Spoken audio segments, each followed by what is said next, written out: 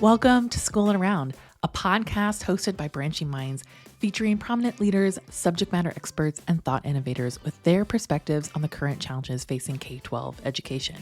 I am your host, Larissa Napolitan, a former teacher, instructional coach, and a member of the Branching Minds team, here to lead conversations and to shine a light on phenomenal educators and those that are on a mission to transform our schools and the lives of students. Maybe you've been listening for a while, or this is your first episode. If you like what you hear, would you do us a favor by rating and reviewing us on iTunes? This is a fantastic way to tell us you enjoy what we are creating. Also, if you want more MTSS resources, sign up for our weekly newsletter using the link in our show notes, and check out our website for all the blogs and guides you would ever need about MTSS.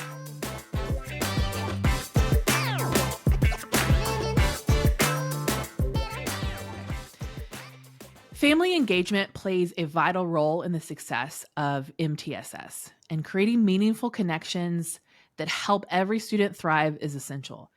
Today, I'm excited to explore this topic with Maria Quinones-Ford, an experienced RTI facilitator with 23 years in education and 6 years devoted to her current role.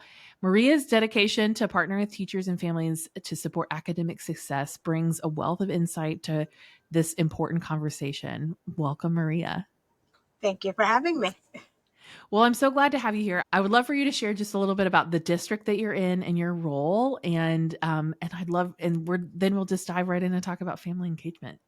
Okay, so my district I'm in is Wyandanch on Long Island, New York. It's a low poverty district, so very high needs, parents need supports. So family engagement is vital to making sure that our school district and children are successful and they get what they need. Yeah, awesome. Well, I'm so excited to have you here and to talk about family engagement, because I think it is essential in any school to engage the families, because these are their children. So I would love for you to talk a little bit about how your district really defines family engagement and why it plays such an important role in the work that you do. Well, I definitely believe that family engagement is key to success because it takes a village to raise a child, and we are the village. So I lead with that when I do meet with parents about how important it is that we are all involved, that they should not take a back seat. And just our district wants them to know, although academics are important, how else can we engage the parents to want to come to the school and be involved in their learning? And for parents to know that there's learning in everything. I get some chuckles when we have to work on reading skills, and I tell the parents, let them read the comic book. Let them read the sign. They go, comic book? Really? And I'm like, yes, it's reading. Reading is reading. So it does help with finding different strategies and letting the parents know that they are doing something right at home, and being involved is important. And children do know that we do speak to each other, so they can't try and pull a fast one on any of us either. Yeah.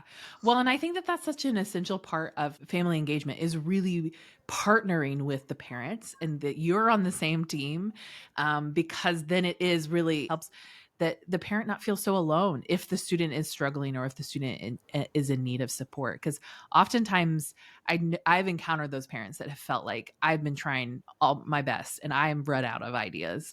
And so it's always good to help them know that they have a partner in the school. Absolutely. So let's talk a little bit. I mean, you kind of dove into this a little bit, but let's talk about some of those strategies or programs that you've introduced in your district to bring families into the fold when it comes to supporting students, particularly with MTSS. Okay, so one main thing that we embraced full-heartedly when New York State put in RTI expectations is having parents involved in the meetings and making sure they come and help with the goals and the plans, and knowing how important it is that what strategies are put in place. So this way they can do it at home and we can do it in school. We also have another organization called Scope that comes in and helps us plan other family engagement nights. Although academics is involved in everything, it doesn't always look academic because we're doing a family paint night or we're doing a family carnival night. So this way They want to come. So this way, at times when we have to have the hard conversation that your child's not meeting expectations or we need helps other ways, they're not always coming to the school thinking that it's for a negative. Yeah. Yeah, building those positive relationships takes more, I would say it takes more than just an academic kind of intervention or academic night or conversation. It really does take providing opportunities for the parents to come into the school, um, and form those connections with teachers. And it should, like, I always think, like, with any relationship, you got to have shared experiences. And so some of those, like, paint nights or carnivals or whatever it is about bringing the parent, letting the parents feel safe in that environment as well. We also implemented parent walkthroughs during the school day so they can come in and do a read aloud with their child and a craft with their child. I try and do it during school budget vote day. So they come into the school and they vote for their budget and they get to see other things going on in the concerts and participating. And then they also get to hear the teachers modeling the type of questions because our parents go, okay, I read with them. Okay, great. But now let's dig a little deeper. What type of questions should you be asking? So they could see that modeling as well. Yeah, that's really great. I love that. I love the idea of, like, the different activities of, that you're talking about. And particularly, I think helping parents understand that they're such a part of that academic development, right? Like, reading to your child, is so essential, but, like, maybe even going beyond just the reading of, like, oh, what's the prompt to ask them? Like, some parents may not even think in that direction and don't have that same training as an educator might to know how to, like, instinctually ask those questions. So sometimes providing them a little bit of providing them resources can be really helpful when they're feeling lost of, like, I want to support my student, I just don't know how. And I want parents to know it's okay to ask. And I Yes. always end the meeting going, we are here together to help. So if you don't know something, ask. That's what Yeah. we're here for. What strategies, what supports, which helps with having that engagement and that positive reinforcement that they feel comfortable enough to ask. Yeah. Well, and I even think that even, those that may not know what to ask, they're like, I know I'm lost. I don't even know what to ask. So it's like some of that work is anticipating what questions might they be curious about. And so I love that the work that you're doing in that way. Can you tell me a little bit more about the organization? You said Scope. Is this an outside community organization, or is it It's an something that your school's outside developed? non-for-profit organization that works in many different school districts across Long Island to do. We also have enrichment programs that they help sponsor, and the family engagement nights are done in the evening or on a Saturday that they will help us with planning it, providing food, and all those things to attract the parents and family members to want to come back and do these wonderful Yeah. activities. I think that you like the idea that there are organizations out there in communities that want to help schools in some way. And I think that you've kind of like, even though that maybe this organization exists for family engagement, there are probably organizations, those that are listening, thinking about, are there organizations in your community that want to support the school in some way, and you need funding for a family night. Those are the easy asks for some of those, whether it be a Rotary Club or something, something that exists in a community, they want to help a school out in some way. And I think that family engagement is a really family, because it's also family and community engagement, right? It's engaging the communities and helping students. So I love that's an organization that you lean on. So I was just going to say community. I lean on the library. Everyone has a public library, or some communities have youth centers. So, how else can we get out into the community to help the families that do go to our school and work together to make sure things are going on successfully? yeah. One of the things I know in my experience that I remember our school leaders talking a lot about is that sometimes parents coming to the school, right, is difficult. And so trying to find ways to engage with families outside of just the school building. And so I think that those other community, like having a community night at a public library, right? It's not the school, but you can engage families in that way is We've had it at really, the public park because yeah, or a thankfully our public school park. has a park right across the street. So we've had engagement days at the park. Yeah, because it's almost like removing that barrier of like you have to come to us, but more of like Mhm. we're going to come to you. I Yes. think is really helpful for that family engagement, and it provides like what kind of a neutral space, right? Some families Yes. may feel threatened going into the school all the time, right? Especially if they've had struggles with their student and they've only come to school for those really hard conversations. You need a neutral ground to build that relationship with them. Agreed. So, I mean, speaking of some of those challenges, I'm sure that you have, faced a lot of different challenges in getting families involved. What are some of those roadblocks that maybe you've encountered and how have you worked through those? One of the hardest roadblocks is getting them to come, whether it's because they are nervous to come or their work schedule is not allowing them to come because they have to work so many hours.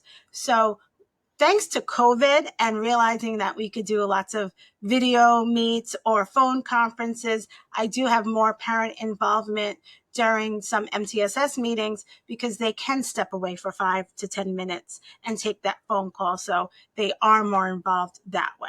And then I also try and plan daytime activities for the parents that work at night and then nighttime activities for the parents that work during the day, and also give them enough notice if possible so they can adjust their schedule to attend some family engagement events. I actually love that you named that whole like how COVID opened this door to like virtual attendance for Mhm. parents.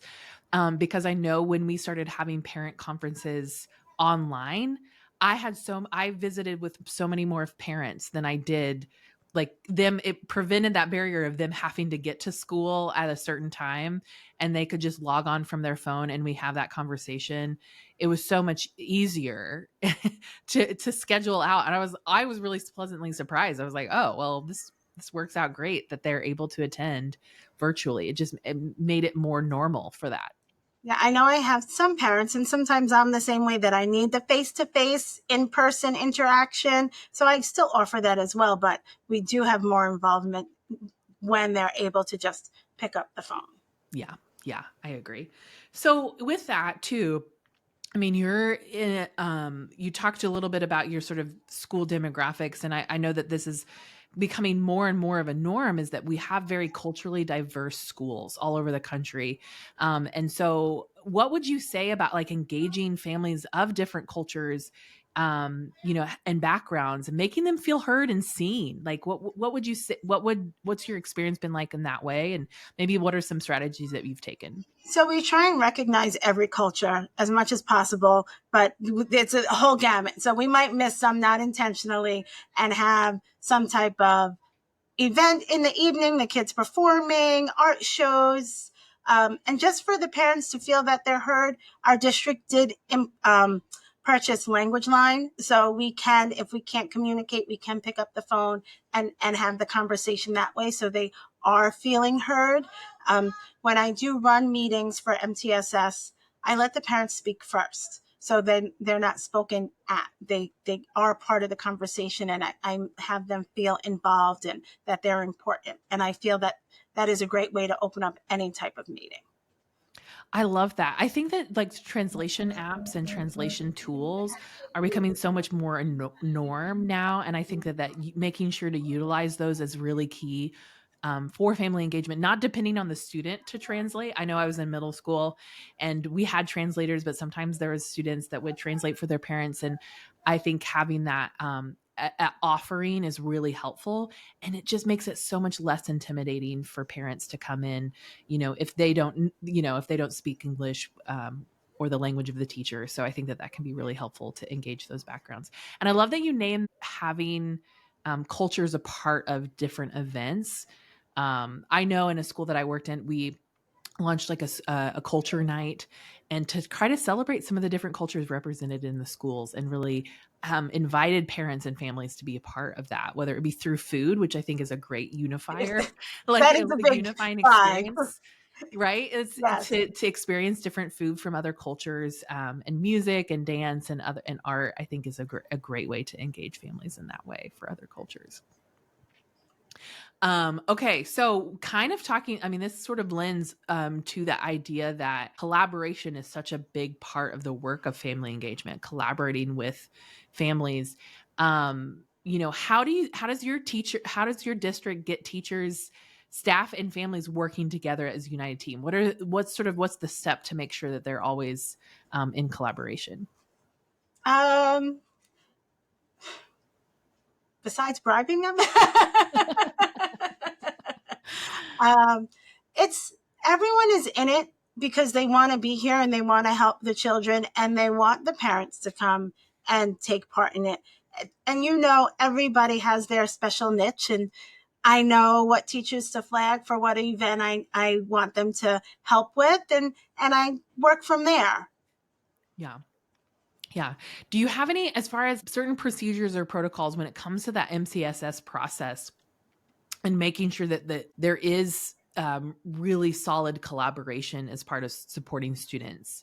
So every person that has a hand in helping a child learn and grow receives a form from me that they have to complete saying, this is the goal we worked on, this is the progress we made, or these are the struggles we're still seeing. And I tweak it to meet their needs of what they're doing with their child, whether it's an ENL teacher that pulls them out separately or an AIS math or reading teacher. Sometimes I need a report from the social worker or a guidance counselor. So every person has their own individual report that they have to hand back to me before I have the meeting with the whole team and the parents. Yeah. Do the parents fill out that form as well? No, the parents do Okay. not fill Okay. out a form. But you take the results of those forms. And then they get a letter mailed home to them with Okay. how the meeting went, the notes from the meeting, the goals we're all working on to then meet again in about 8 to 10 weeks. Okay. Are the parents a part of those meetings? Yes, I Yeah. try and get parents in every meeting. Yeah. Yeah. And that's really huge for the parents to really understand exactly the ways that teachers are supporting the students. Because I think sometimes parents can feel like they're outside. And I think the older the student gets, the more that they feel sort of outside of what's happening with Mhm. students. So I think the more involved that they are, it's and more kind of in the loop of things. And the importance of parents in the upper grades, especially high school, that they need to be involved still. It's not that your Yes. child is 15, 16, 17, and your hands are done. No, we need you involved all the way. Yes, I totally understand that. So, do you have kind of a story that comes to mind when you think about involving families? How it maybe made a difference for the success of a student in MTSS?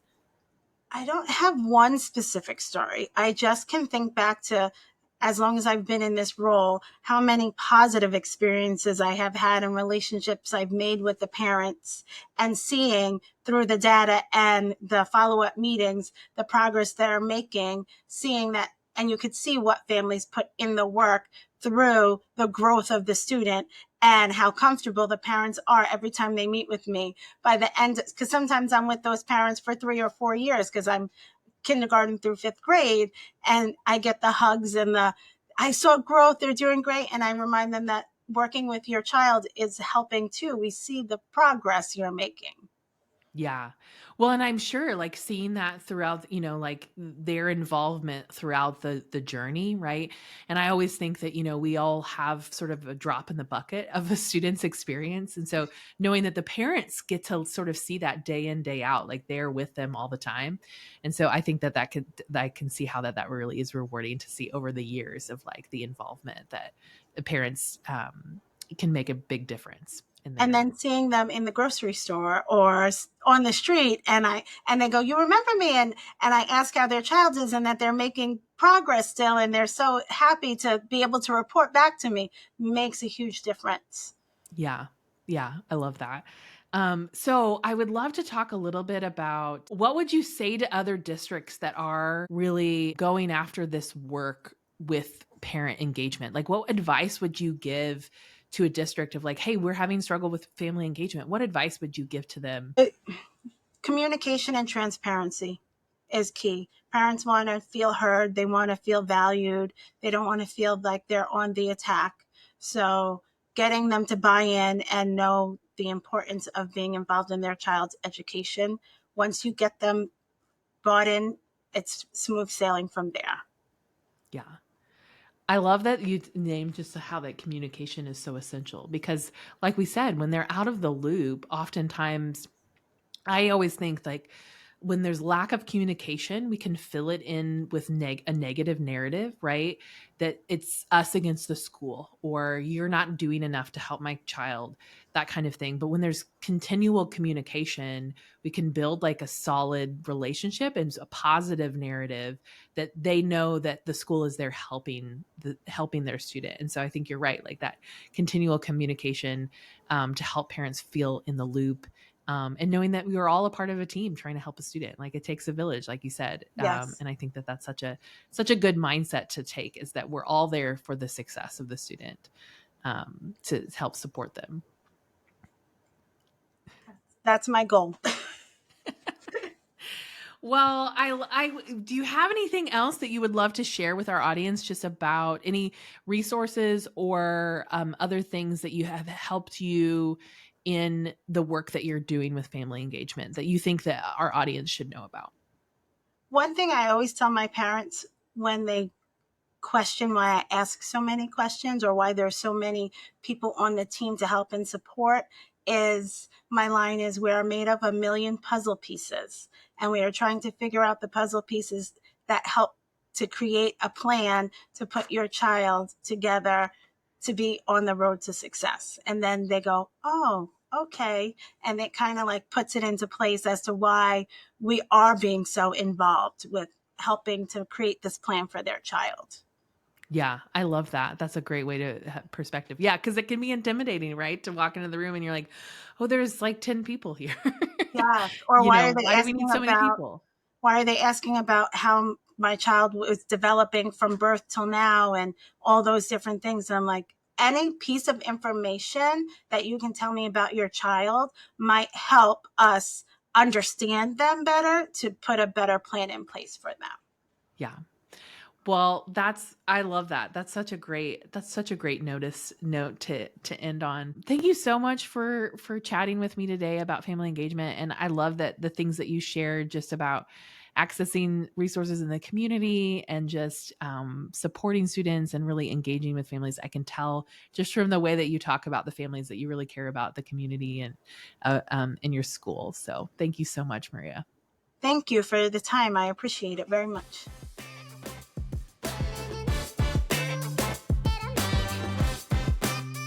Thanks for listening to Schoolin' Around, a podcast hosted by Branching Minds. Go ahead and subscribe to our feed wherever you listen to podcasts. And don't forget, if you are enjoying our content, would you do us a favor and rate and review our podcast on iTunes?